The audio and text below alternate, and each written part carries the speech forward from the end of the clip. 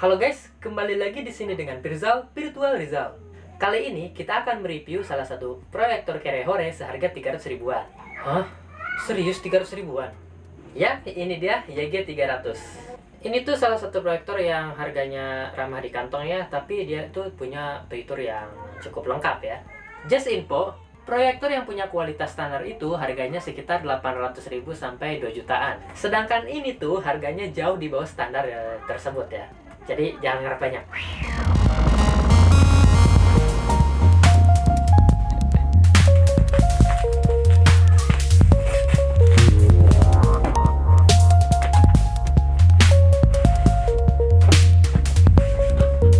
Di paket pembeliannya kita dapat adapter 12 volt 2 ampere, remote control, kabel RCA 3,5 mm, proyektor mini YG300, dan buku panduan penggunaan berbahasa Inggris. Pertama dari dimensinya dulu. Jujur pertama kali buka boxnya cukup kaget. Ukurannya ini lebih kecil dari yang kubayangkan. Sampai bisa digenggam satu tangan loh. Untuk build quality-nya cukup kerasa murah. Semuanya terbuat dari plastik yang nggak bagus-bagus amat. Di atas ada tombol power dan 5 tombol pengendali yang feel saat dipijatnya itu kerasa murah. Di depan ada lensa dan lubang angin. Di sebelah kiri ada saklar yang berdepetan sama lubang colokan. Bikin saklar ini tuh jadi gak berguna karena kehalangan colokan power. Di sebelahnya ada port HDMI dan USB untuk dicolok flash disk atau USB buat muter file video langsung dari proyektornya. Bisa juga dipakai buat sumber listrik ke speaker PC. Di bawahnya ada lubang angin besar sekaligus tempat keluarnya suara dari speaker bawaan. Di bagian belakang ada micro USB input sebagai sumber listrik kedua. Di sebelahnya ada tempat untuk kartu memori buat play video juga. Di bawahnya ada AV input pakai kabel RCA yang udah dikasih dan ada port speaker out. Disambung ke earphone bisa sih, tapi suaranya kecil banget dan gak bisa diatur volumenya. Dan di bawahnya ada 3 lubang angin sekaligus lubang speaker juga. Di sebelah kanan cuma ada lubang angin lagi dan pengaturan fokus yang feel putarannya ini kerasa keset banget gitu.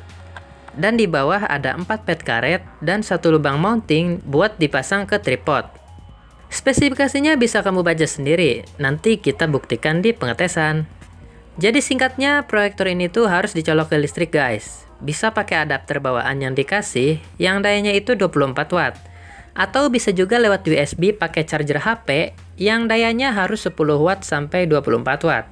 Tentunya kalau pakai charger HP bakal jauh lebih gelap ya. Dan kipasnya mati. Jadi lebih senyap dan suhunya anget dikit doang. Beda banget kalau pakai adaptor 24 bawaannya, suara kipasnya ini cukup jelas. Dan suhunya ini bisa panas banget guys. Tapi suhu panas segini tuh wajar kok di semua proyektor. Salah satu kelebihan proyektor ini tuh ada di fiturnya yang cukup lengkap guys. Kita bisa play video, musik, foto, dan teks. Tapi cuma video player doang sih yang benar-benar kepake. Soalnya yang lainnya ini cuma pelengkap aja. Sayangnya tidak tersedia bahasa Indonesia di dalam sistemnya. Jadi pastikan kamu ngerti bahasa Inggris ya. Di dalam proyektor ini kita punya 4 pilihan input, yaitu HDMI, AV, USB, dan kartu memori micro SD. Ada 4 pengaturan yaitu pengaturan gambar, waktu, suara, dan sistem.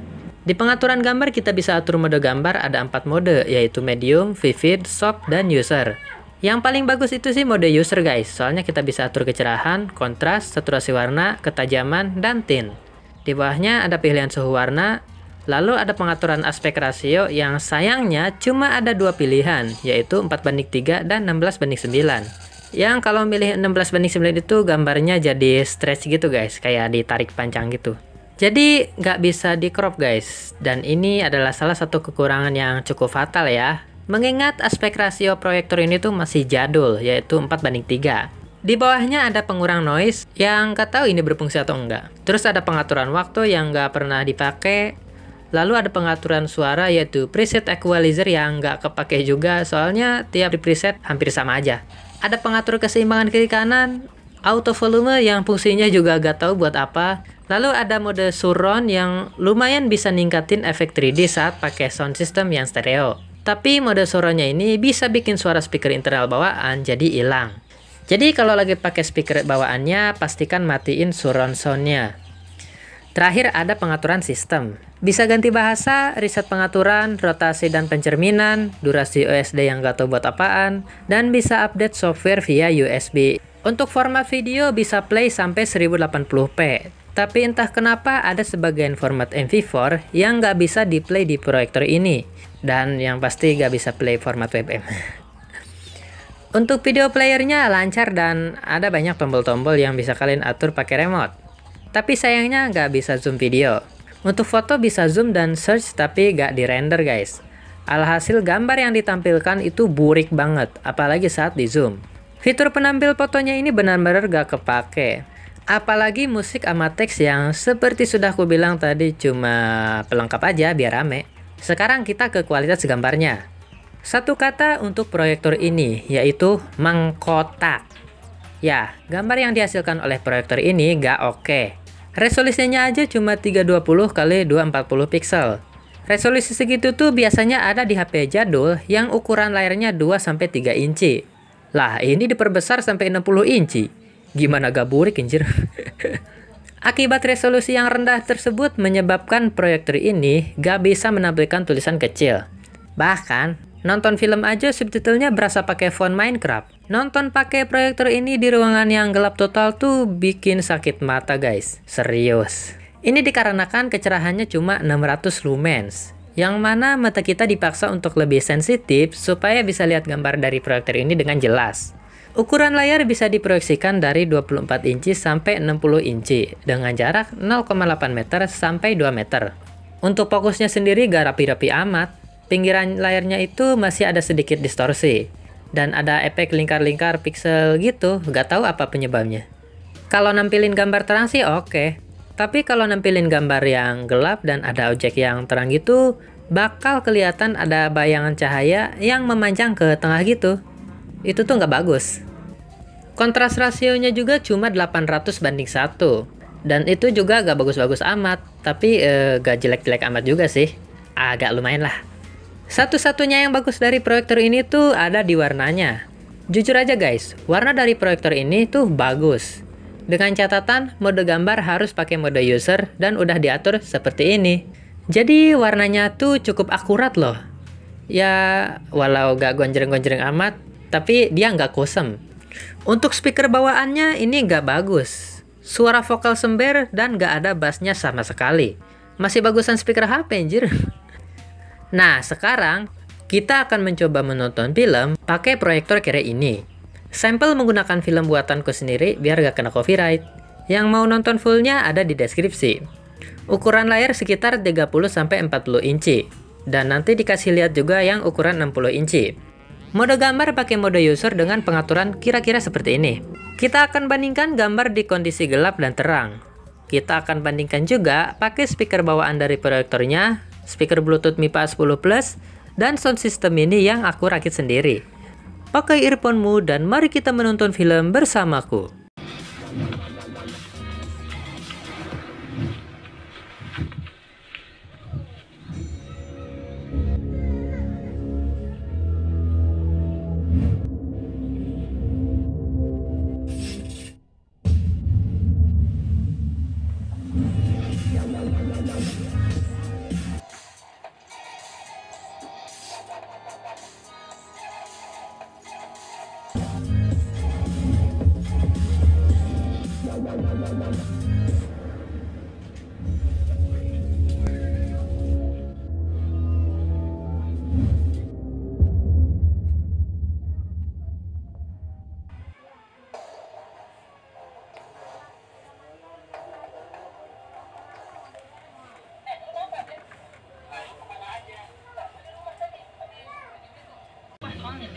Lo mendingin kunci rumah atau HP lo?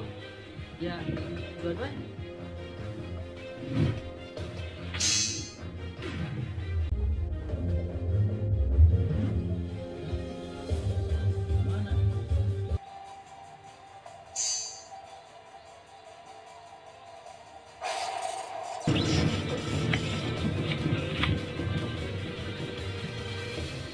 Balik aja lah.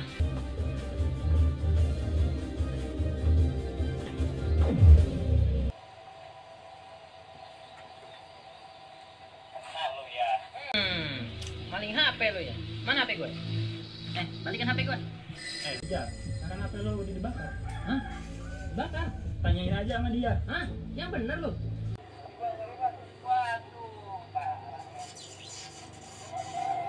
Gue cuma ngeprank bang, gue cuma ngeprank. Ini bang. Ya, maksudnya apaan? Ya belum enggak, gue cuma ngeprank tadi. Mama, terima.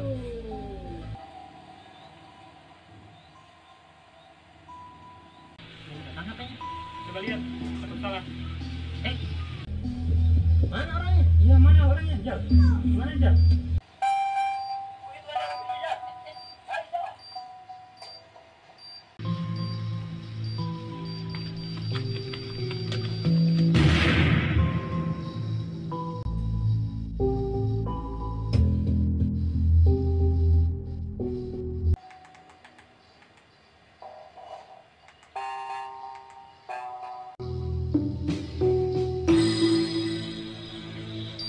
Apa?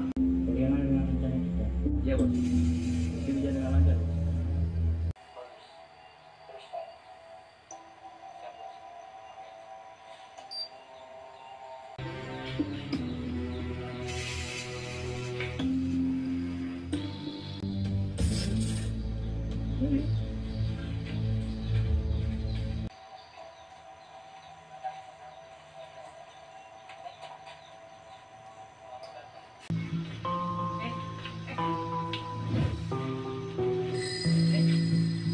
Mana nih?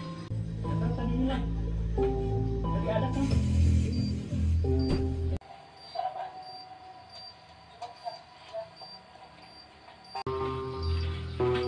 Itu Jal. Bom Jal. Itu betul. Lari Jal. Lari.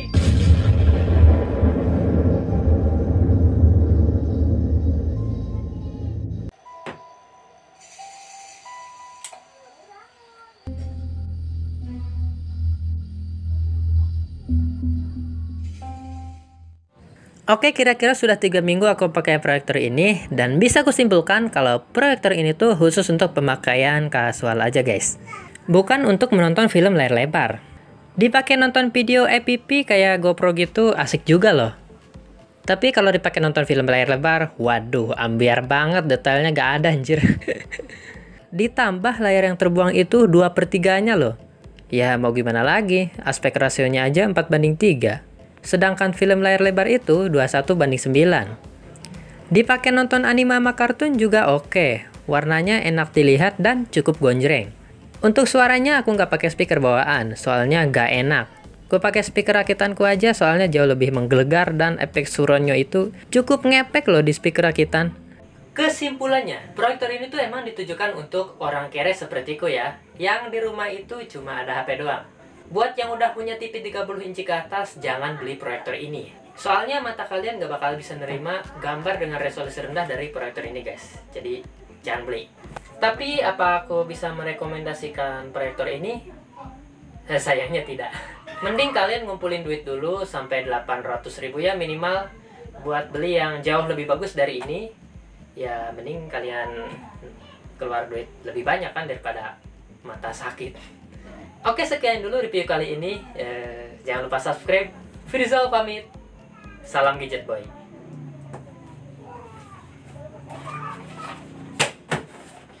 Bodoh amat.